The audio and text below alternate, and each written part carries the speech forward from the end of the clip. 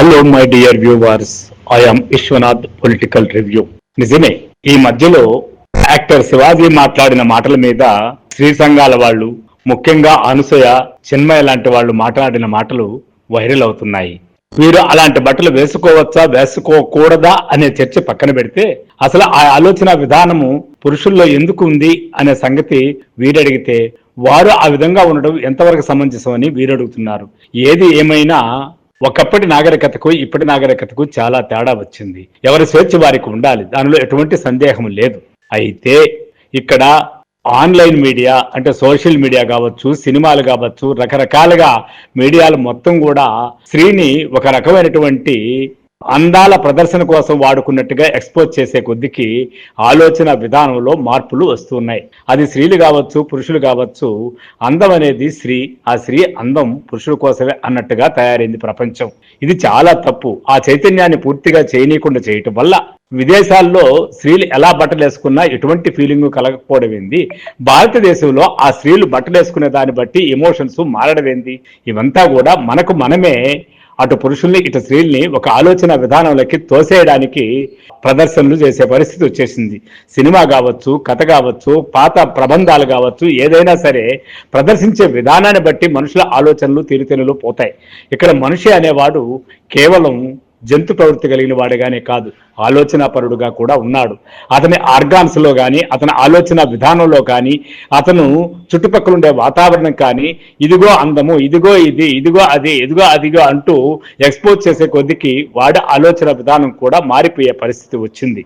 బహుశా ఆ కారణంగానే స్త్రీల యొక్క వేషధారణ మీద పురుషులకు ఒక రకమైనటువంటి పనికి మాలిన అభిప్రాయాలు ఏర్పడడానికి కారణమైంది. నిజానికి విదేశాల్లో పూర్తిగా బికినీలో పోతా ఉన్నప్పుడు కూడా ఎవరి దారి వారు వెళ్తా ఉంటారు. ఎవరికి ఎటువంటి ఫీలింగ్స్ రావనడానికి అక్కడ ఉండే వాతావరణం ఆ నాగరికతలో అలవాటు.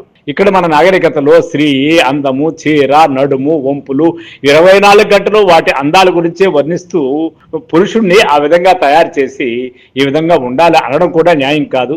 ఏది ఏమైనా స్వేచ్ఛకు పరిమితులు ఉన్నాయి. అట్లనే స్వేచ్ఛ ఎవరి స్వేచ్ఛ వారిదే. దీనన్నిటికీ కూడా ప్రధానమైనటువంటి ఒక మీడియా కావచ్చు, ఒక సమాజం కావచ్చు, రకరకాల అభిప్రాయాల్ని అటు పురుషుల్లో ఇటు స్త్రీల్లో చొప్పించడం వల్ల ఈ అభిప్రాయాలు ఏర్పడుతున్నాయి తప్ప సహజంగా మనిషి అనేవాడు భౌతికుడు. ఆ భౌతికుని యొక్క మానసికంగా మనం ఎట్లయితే తయారు చేస్తామో ఆ విధంగానే వాళ్ళు బిహేవ్ చేసే పరిస్థితులు ఉన్నాయి. కాబట్టి ఇక్కడ స్త్రీ అయినా పురుషుడైనా సమాజం యొక్క తీరుతెన్నులు, ప్రచారాలు, వైరలే వ్యవహారాలు బట్టి మనుషులు మారుతున్నారు తప్ప ఎవరు బేసికల్గా పొరపాటు చేసే అవకాశం లేదు. వాళ్ళ ఆలోచన విధానాన్నే మార్చి మనం ఇప్పుడు స్వేచ్ఛని వీళ్ళు అనడము, వాళ్ళు ఆ విధంగా ఉండడానికి వీళ్ళు అనడం, వీళ్ళకో హక్కు ఎట్లా లేదు, వాళ్ళకో హక్కు అట్లా లేదు. అయినా కూడా ఆలోచన విధానంలో మీడియా ప్రచారాలు కావచ్చు, ఆలోచన విధానాలు కావచ్చు, సొసైటీలో పెరిగే విచిత్ర విన్యాసాల నాగరికత కావచ్చు, ఏవైనా సరే అటు పురుషుడిని ఇటు స్త్రీని ఇటువంటి ఆలోచనల వైపు నెట్టుతున్నాయి. అయినా ఇవి తప్పు అని ఫెమినిస్టులు కావచ్చు, అభ్యుదయవాదులు కావచ్చు, స్త్రీలు కావచ్చు మాట్లాడే వాళ్ళు ఒక వర్గం ఉన్నారు. నిజానికి ఎన్నో కారణాలుగా, ఎన్నో రోజులుగా స్త్రీ యొక్క వస్త్రధారణ మీద రకరకాల అభిప్రాయాలు ఉన్నప్పటికీ అట్లని చెప్పేసి మడిగట్టుకునేటట్టుగా స్త్రీలు ఎక్కడా చూపించలేదు. పురుషులే అద్భుతమైన వర్ణన చేసినటువంటి ప్రబంధాలు ఉన్నాయి. అదేవిధంగా స్త్రీలే తమ యొక్క భావ ప్రకటన స్వేచ్ఛ పేరుతో ఎన్నో నవలలు, ఎన్నో కవిత్వాలు పైటలు తగలేయడానికి రాసినటువంటి వాళ్ళు కూడా ఉన్నారు. ఇవన్నిటిని దృష్టిలో పెట్టుకొని మనం ఆలోచించాలి తప్ప ఏ జనరేషన్నో, ఏ వర్గాన్నో, ఏ ఒక్క పుంలింగానో స్త్రీలింగానో తప్పుపట్టడం కరెక్ట్ కాదు. అసలు సమాజమే మనకు ఆ విధమైనటువంటి నాగరికతలో చొచ్చుకుపోయి వీరు ఇలా ఉండాలి, వారు అలా ఉండాలి అనడం వల్ల ఎటువంటి ప్రయోజనం లేదు.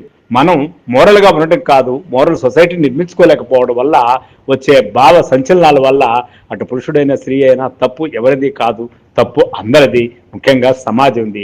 ఆ సమాజం నడిపించే రకరకాల భావజాలాలది. కాబట్టి ఆ భావజాలాలు ఇలా ఏర్పడే కారణాలు ఎట్లా ఉన్నప్పటికీ అది తప్పని స్త్రీవాదులు చెప్తున్నారు. ముఖ్యంగా అరుణ గోగులమంద గారు అద్భుతమైనటువంటి ఉదాహరణతో చూపించారు.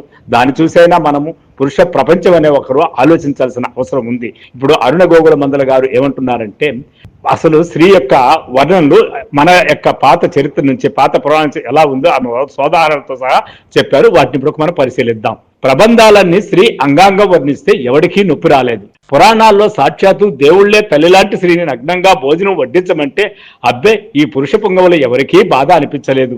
ఒక క్షణం ఆకాశంలో వెళ్తున్న గంధర్వుడి నీళ్లలో చూసినందుకు పెళ్ళాన్ని పట్టించుకోకుండా ముక్కు మూసుకు తపస్సు చేసుకునే సన్యాసి కోపం వచ్చేసి కొడుకుని పిలిచి మీ అమ్మను నరికేయమని పబ్లిక్ గా ఒక స్త్రీ హత్య చేస్తే ఈ నీతి బోధకులకు ఈనాటికి ఇంత దారుణం అనిపించలేదు.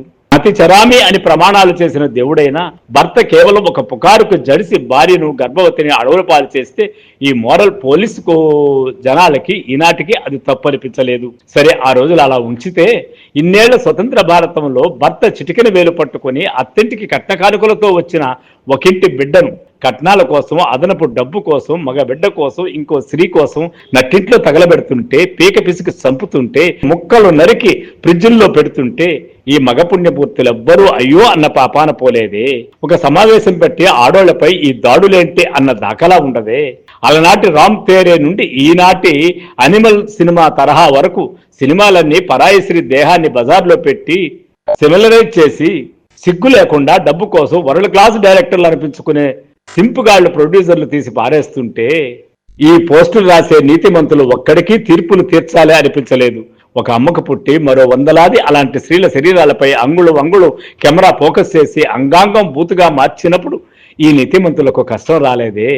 కానీ అదే స్త్రీ తనకున్న దేహాన్ని మగాన్ని ఆకర్షించడానికో, అదే మగనీతి వాడి డబ్బు సంపాదించడానికో, తనది అందమైన శరీరం అనిపించి చూపించడానికో కాస్త కనబడే బట్టలు వేసుకుంటే అబ్బో బెలబెలమంటూ వచ్చేస్తారు కల్చర్ కలుగుల్లో దాక్కున్న ఆడామగ మోరల్ పోలీసులుగా చెప్పబడే చాలా మంది నీతిమంతులు.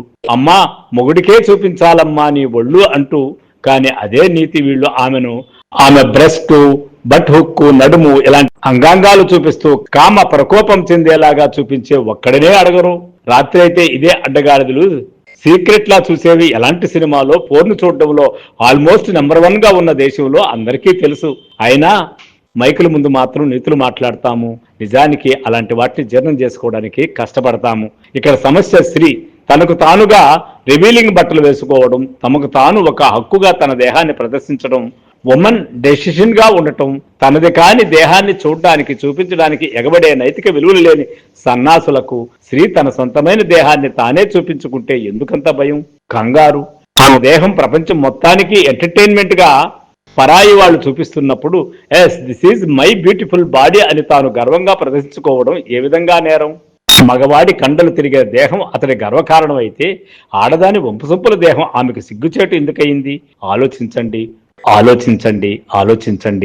ఆలోచన విధానంలో సమాజము, సాహిత్యము, మీడియా, సినిమాలు అన్నీ కూడా మనిషిని ఆ విధంగా ఆలోచన విధానంలో తయారు చేసి ఫ్రిడ్జిల్లో కుక్కేసిన తర్వాత ఈరోజు నిజాయితీగా, స్వచ్ఛంగా, బయటగా మామూలుగా ప్రదర్శించాలంటే ఎలా సాధ్యమవుతుంది? కాబట్టి మనిషిని తయారు చేసిన సమాజం తప్ప ఇక్కడ వ్యక్తీకరణలో తప్పుపట్టడం వల్ల ఎటువంటి ప్రయోజనం లేదు. ఎవరి వ్యక్తీకరణ వారిది.